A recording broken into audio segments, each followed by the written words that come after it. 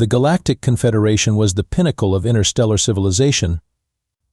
217 species living in relative harmony, sharing technology, resources, and terrible coffee. It was the kind of utopian society that made Star Trek look like a bar fight in comparison. And then humanity showed up. Earth had achieved faster-than-light travel approximately 18 standard galactic months ago, stumbling onto the intergalactic scene like a drunk uncle at a wedding reception. The diplomats of the Confederation had welcomed them with open appendages. Some species had up to 12, while quietly adding humanity to the adorably harmless newcomers category, right between the telepathic space dolphins of Proxima Centauri and the sentient houseplants from Vega Prime. Ambassador Reynolds, "We're so pleased you could join us for the annual Galactic Peace Summit," chirped High Chancellor Zilx Pra, a six-armed, blue-skinned diplomat whose species communicated partially through color-changing patches on their foreheads. Currently, those patches were glowing a soft yellow, indicating polite interest with a hint of condescension. Jack Reynolds, Earth's first ambassador to the Galactic Confederation, suppressed an eye roll. At 45, with salt and pepper hair and perpetual bags under his eyes that suggested he'd seen some shit, Reynolds had the weathered look of someone who'd climbed the diplomatic ladder by being too stubborn to fall off. "Wouldn't miss it for the world, Chancellor," Reynolds replied, taking a sip from his flask that allegedly contained water. "Or for 17 worlds, as the case may be." The Galactic Peace Summit was being held on Harmonious Central, a massive space station that served as the Confederation's headquarters. The main chamber was filled with representatives from across the galaxy, all mingling in what Reynolds had come to think of as the universe's most elaborate cocktail party. Some were floating, some were crawling, and at least 3 species were present only as holographic projections because their physical forms would have dissolved the floor. "We've been most impressed with humanity's enthusiasm for joining the galactic community," continued Zilx Pra, her forehead now shifting to a patronizing pink. "Your species' dedication to peace after your rather colorful planetary history is commendable." "Well, you know what they say," Reynolds said, downing the rest of his definitely not whiskey. "Nothing motivates peace like figuring out how to split atoms and realizing you might accidentally sterilize your own planet." Nearby, General Kraz of the Draconian Empire snorted, a sound like gravel in a disposal unit. The Draconians were essentially 7-foot-tall lizards with attitude problems and an entire society built around the concept of might makes right. They were technically members of the Confederation but were known for pushing boundaries and the occasional accidental annexation of less defended worlds. "Humans," Kraz said, the word dripping with disdain, "always joking about their weaknesses. At least you recognize your place in the galactic order." Reynolds smiled tightly. "And where exactly would that be, General?" "Somewhere between barely relevant and amusingly primitive," Kraz replied, showing rows of teeth that looked like they could crunch titanium for breakfast. "Your military capabilities are quaint." "We prefer the term restrained," Reynolds said, his smile never wavering. The truth was, most species in the Confederation operated under a strange honor system when it came to warfare. Planetary conflicts were conducted with agreed-upon rules of engagement, predetermined battle sites, and carefully calculated acceptable losses.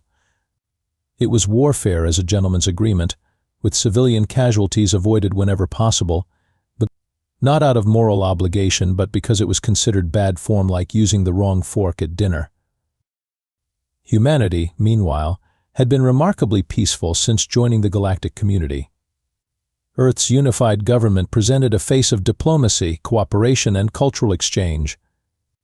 The few human ships that traveled beyond Sol were scientific vessels or trade freighters. The Galactic Intelligence Agency had classified humans as diplomatic, non-threatening, culturally fixated on cats and pizza. Little did they know that back on Earth, the newly formed United Earth Space Command was quietly building a fleet that made the Pentagon look like a preschool art project. Not because humanity wanted war, but because 5,000 years of human history had taught them one simple lesson: peace works best when you're prepared for the alternative. As Reynolds navigated the diplomatic soiree, he found himself speaking with Ambassador Plex, a floating jellyfish-like being from Hydros 9. "I've been studying your Earth entertainment archives," Plex bubbled enthusiastically. "Your action movies are most amusing. The concept of a single human defeating multiple opponents is delightfully absurd." "Yeah," Reynolds chuckled. "Pure fantasy."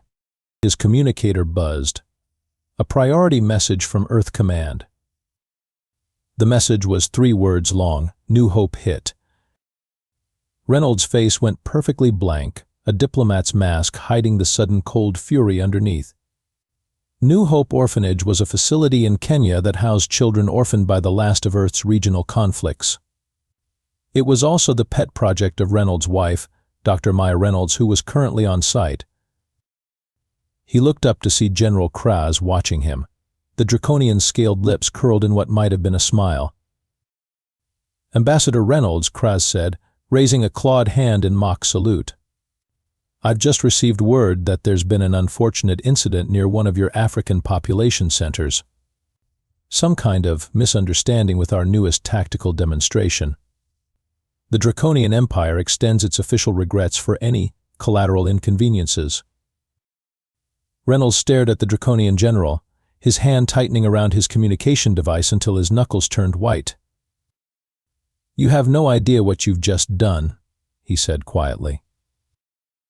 New Hope Orphanage had been a beacon of humanity's better nature. Located on the outskirts of New Nairobi, the sprawling complex housed over 300 children from across the African continent. Solar panels glinted on its rooftops, gardens flourished in its courtyards, and a state-of-the-art medical facility ensured the children received the best care Earth could offer. Now, it was a smoking crater. Dr. Maya Reynolds stood at the edge of the destruction, her white lab coat smudged with ash and blood. At 43, with her dark hair pulled back in a practical ponytail and eyes that had seen too much suffering, she had the look of someone who refused to break no matter how much the universe pushed. The attack had come without warning, a surgical strike that had somehow bypassed Earth's orbital defense network. "Status report," she said into her comm unit, voice steady despite the chaos around her.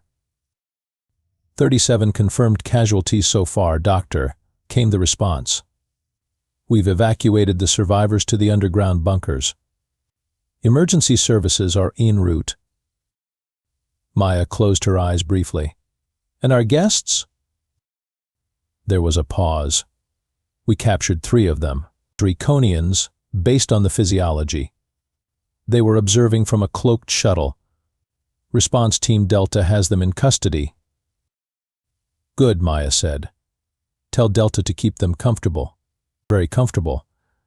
I want them treated better than visiting royalty." "Maham?" "You heard me.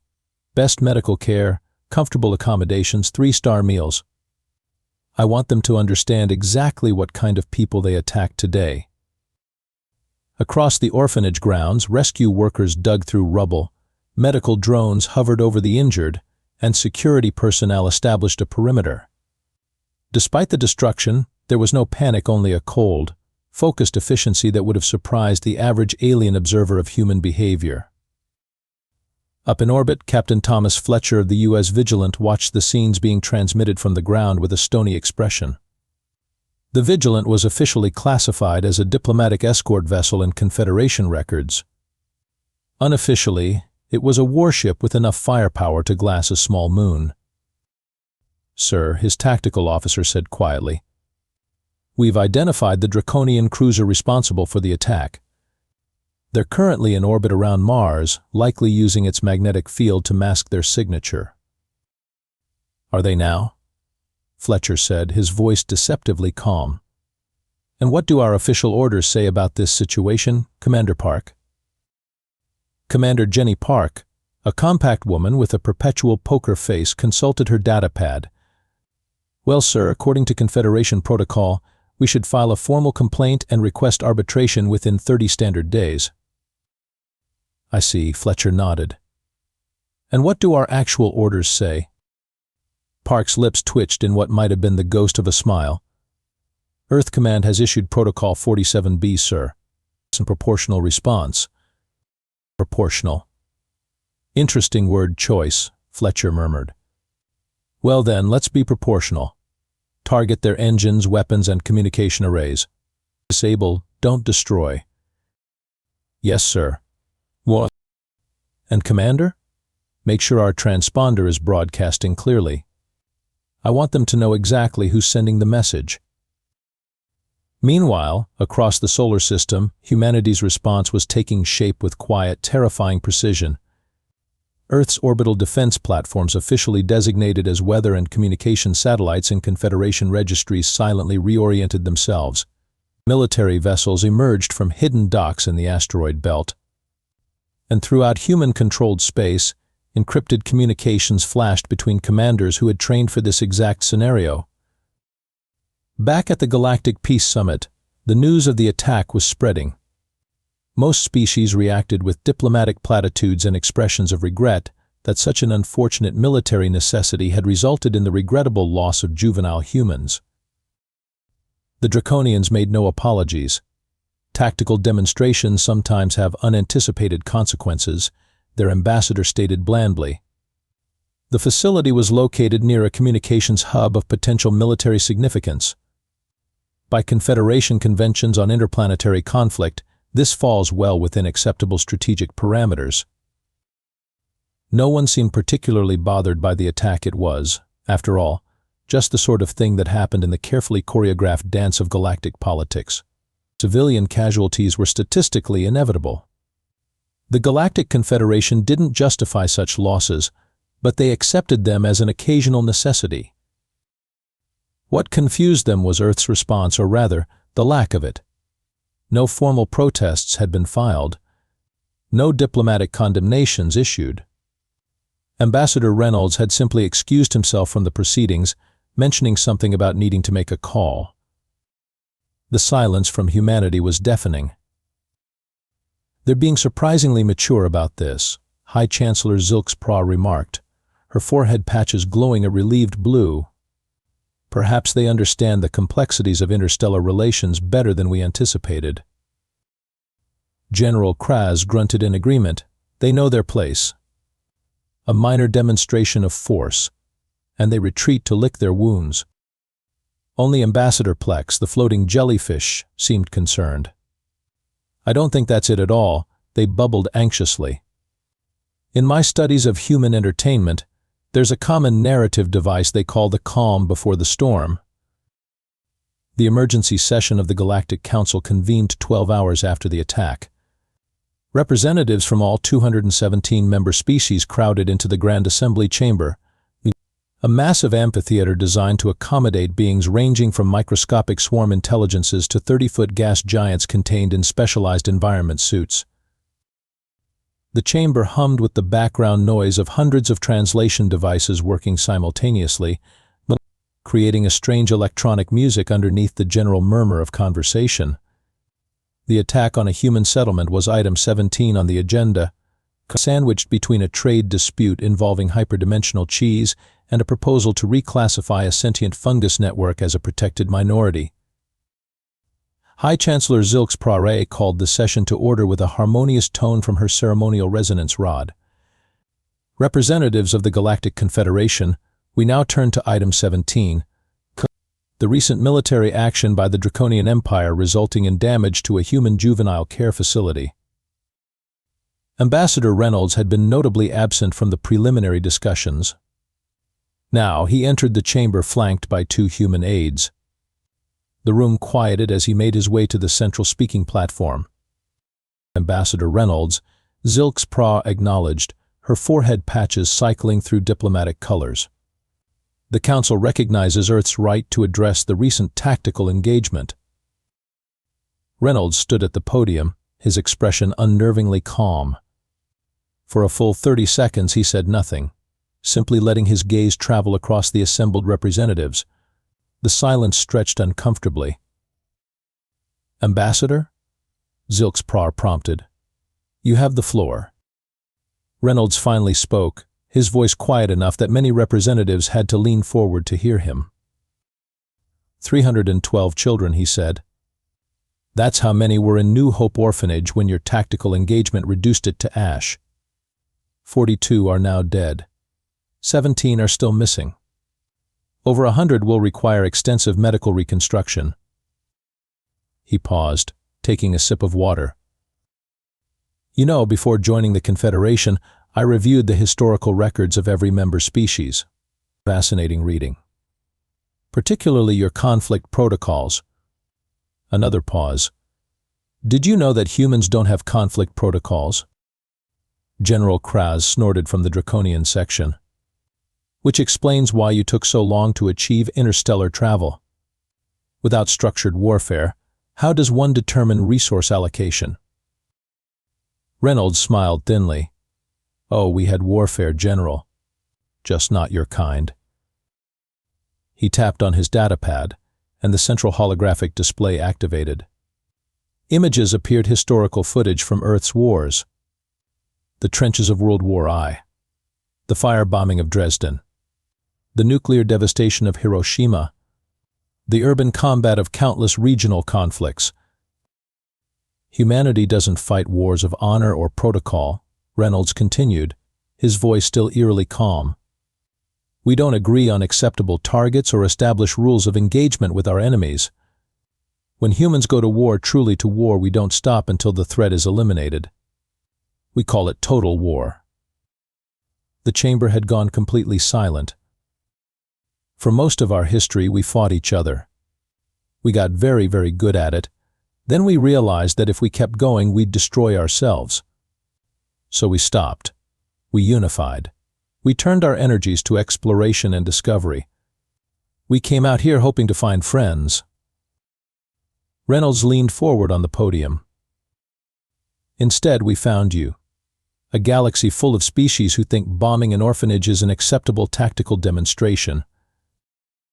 Now see here, sputtered the Zolani representative, a gaseous entity floating in a containment field.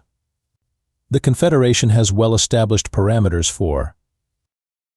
I'm not finished, Reynolds said, and something in his tone made the Zolani dissolve back into silence. Earth is officially invoking Article 7 of the Confederation Charter, the right to proportional self-defense. As of 1 hour ago, we have initiated what we're calling Operation Orphan's Vengeance. Reynolds' smile could have frozen plasma. Don't worry, we're keeping it proportional. We're not monsters, after all. The Draconian section erupted in hisses and growls. General Kraz stood, his scales flushing an angry red. You dare threaten the Draconian Empire? Your species has barely mastered fusion drives. You have no battle fleets, no war cruisers. You're right, General, Reynolds nodded. According to your records, we don't. A murmur ran through the chamber as the implications of his statement sank in. Ambassador Reynolds, High Chancellor Zilks Pra, said cautiously, her patches now a concerned purple. Are you suggesting that Earth has misrepresented its military capabilities to the Confederation? Not at all, Chancellor. We've been completely truthful about every ship, weapon, and facility we've registered with the Confederation. Reynolds paused. We just haven't registered all of them. He turned back to the General Assembly. In approximately 6 minutes, the Draconian strike cruiser responsible for the orphanage attack will lose all power and propulsion. In 12 minutes, every Draconian military vessel in the Sol system will experience the same fate. In 24 hours, the Draconian High Command will receive our terms for cessation of hostilities. General Kraz slammed a clawed fist on his console. This is absurd. The Sol system is protected by nothing more than a few defensive satellites and perhaps a dozen patrol ships. Reynolds checked his watch. Actually, it's been protected by the Earth Defense Fleet, consisting of 67 advanced warships, a network of 112 automated defense platforms, and approximately 20,000 autonomous combat drones. He looked up. Oh, and I believe your strike cruiser just lost power. The General's communicator chose that moment to chime with an urgent alert. The color drained from his scaled face as he read the message. That's impossible, he whispered. Here's what you don't understand about humans, Reynolds continued, addressing the now stunned council. We've spent millennia trying to kill each other in increasingly creative ways. When we unified and turned all that innovation toward peaceful purposes, we didn't forget what we learned. We just hoped we wouldn't need it anymore. He straightened his tie. The Draconian Empire made a critical error today. They didn't just attack humans, they attacked our children. There is nothing in this galaxy more dangerous than humans protecting their young. With that, Ambassador Reynolds stepped down from the podium and walked toward the exit. At the door, he paused and turned back to the silent assembly. "One more thing," he said. "About that proportional response I mentioned, we're being extremely restrained. You should all hope it stays that way."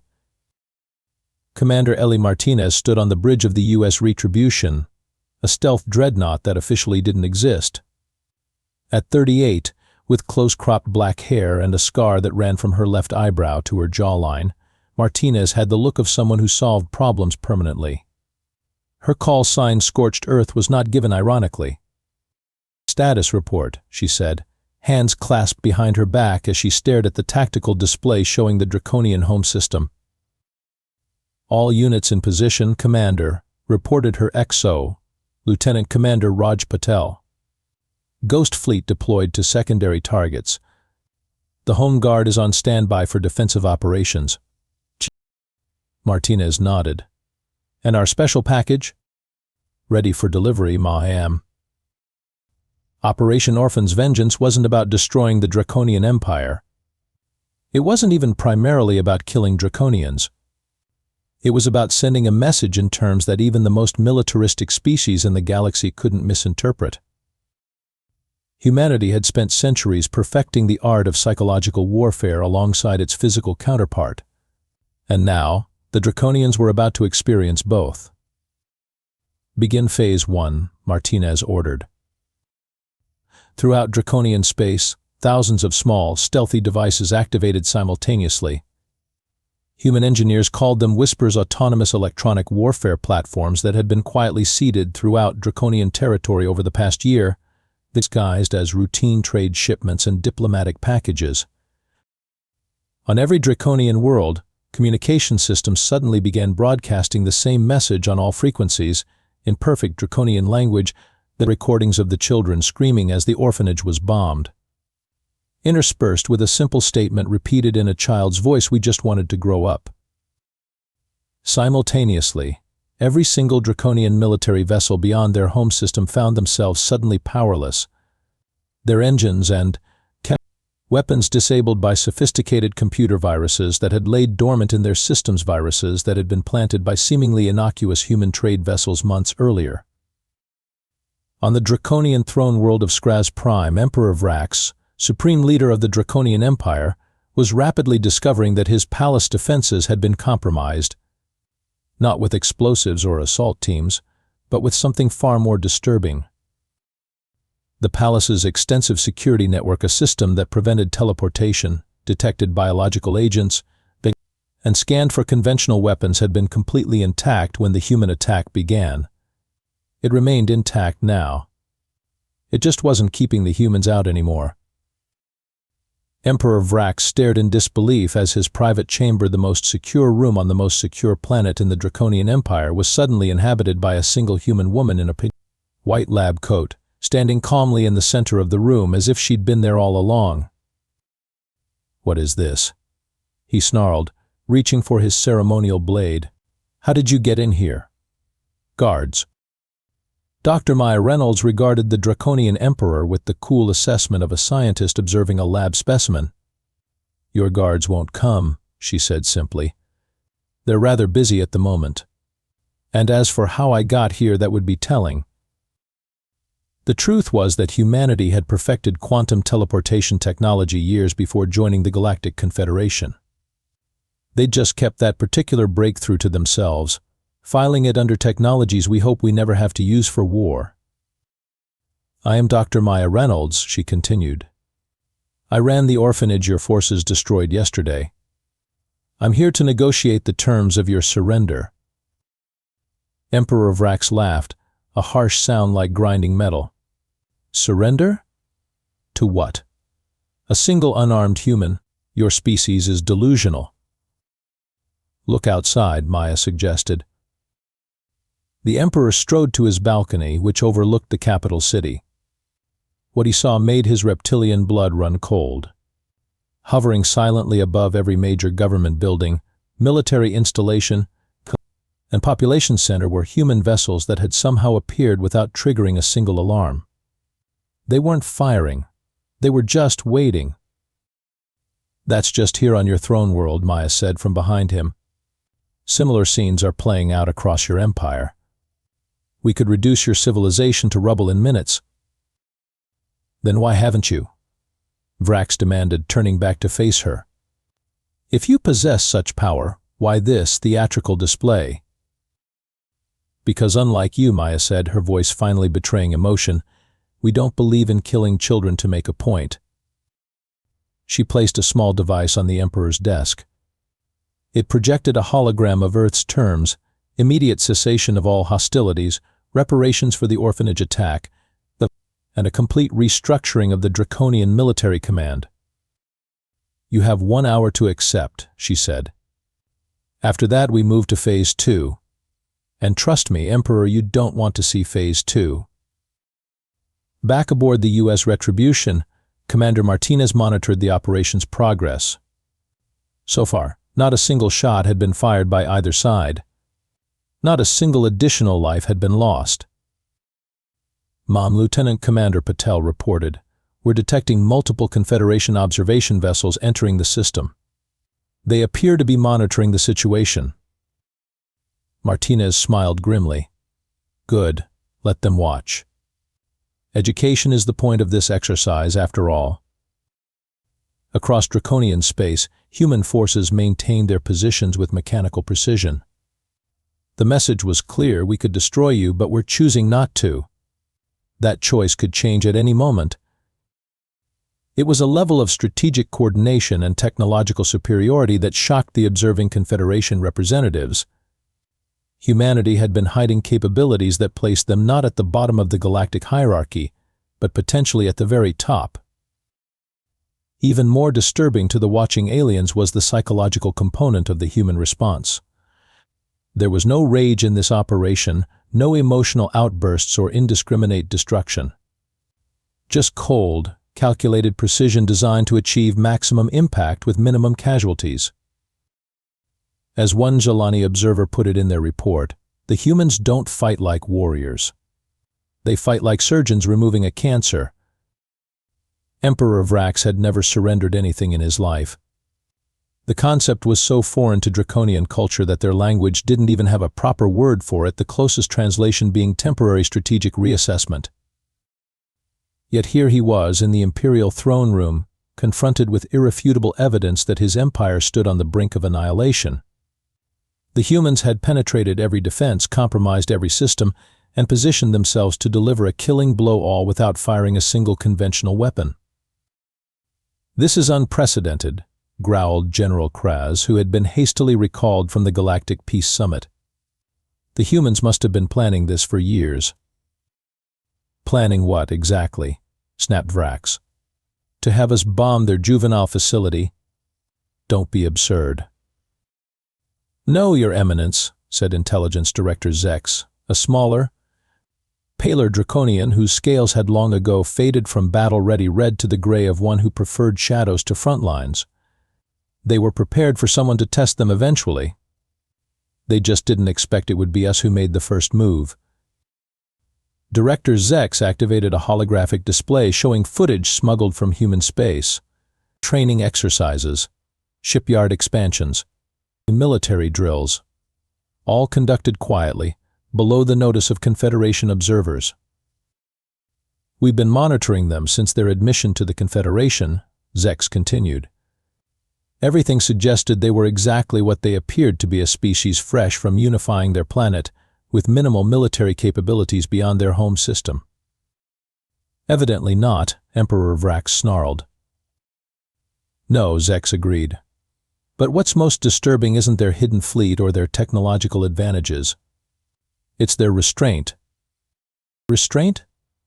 Kraz spat the word. They have our entire empire held hostage. Yes, said Zex quietly, and they haven't killed a single Draconian in the process. Their ambassador called it proportional response. I've reviewed our historical archives. There is no record of any species responding to an attack with such precision. Emperor Vrax stared at the surrender terms again. They were unexpectedly reasonable. No territorial concessions, no crippling sanctions. Just reparations for the orphanage, a restructuring of military command, and a public acknowledgement of wrongdoing. They could demand so much more, he said, almost to himself. That's what terrifies me, Your Eminence, Zex replied. I don't think this is about what they can take from us. I think it's about establishing boundaries. They're not acting like conquerors, they're acting like parents disciplining a child.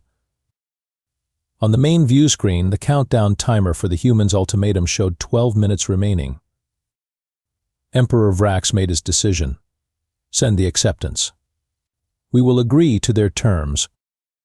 General Kraz started to protest, but Vrax silenced him with a raised hand. This is not a debate, General. The alternative is annihilation. As the Draconian surrender was transmitted, diplomatic channels across the galaxy exploded with activity. Representatives from every major power demanded emergency sessions, strategic reassessments, and immediate intelligence briefings. The humans had just rewritten the Galactic Order without firing a shot. On Earth, President Eleanor Wright sat in the Oval Office, reviewing the reports from Operation Orphan's Vengeance. At 62, with silver hair and the weathered face of someone who had navigated both politics and battlefields, Wright had been instrumental in unifying Earth's nations decades earlier. So the Draconians accepted our terms, she said, looking up at her military advisors. And the rest of the Confederation? Fleet Admiral Chen nodded. They're scrambling to reassess everything they thought they knew about us, Madam President. Ambassador Reynolds reports that 17 species have already reached out about enhancing diplomatic relations. And the children? Wright asked, her voice softening. The survivors are receiving the best care we can provide, Chen assured her. Dr. Reynolds personally oversaw the negotiations as you authorized. Good, Wright nodded. And what about our special contingency? Chen's expression grew more somber. Project Olympus remains on standby, Madam President. As you ordered, we've kept our most advanced capabilities in reserve.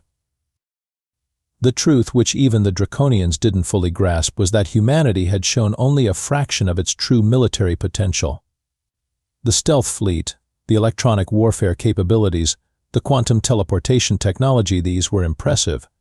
But they weren't humanity's ace in the hole. Deep within the asteroid belt, hidden in a hollowed-out dwarf planet, lay Project Olympus, a weapons platform that could theoretically destabilize a star, but causing it to nova prematurely. It was a doomsday weapon that humanity had developed, and then immediately locked away, hoping it would never be needed. Earth's leaders had agreed such a weapon would only be revealed if humanity faced extinction. The Draconian attack, for all its horror, hadn't come close to that threshold.